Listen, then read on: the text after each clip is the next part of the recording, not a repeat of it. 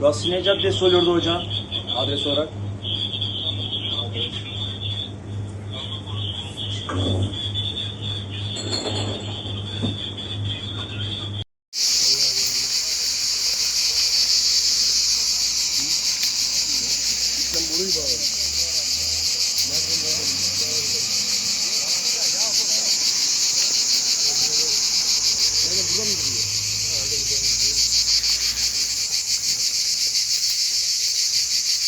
Onları seçsene nereden gitmişler? Aşağı inenler mi? Evet. Yanlış hatırlamıyorsam şuradan indiler. Nereden? Diğer taraftan, buradan değil.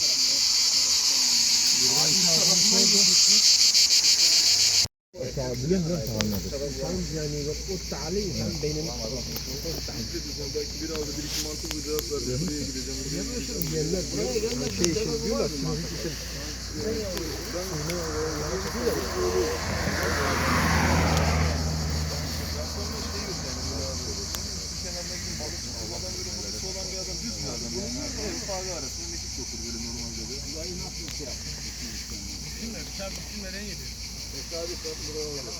Yol güzel geldi. Ne güzel. Maruzlar üzerinden gidiyor. Maruzlar üzerinden gidiyor. O yoldan geldi.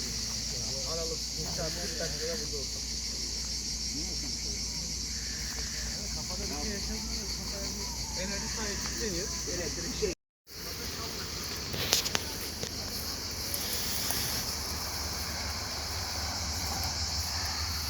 Umut Kervanı arama kurtarma çalışmalarına başladı. AFAD ve diğer gönüllü derneklerle beraber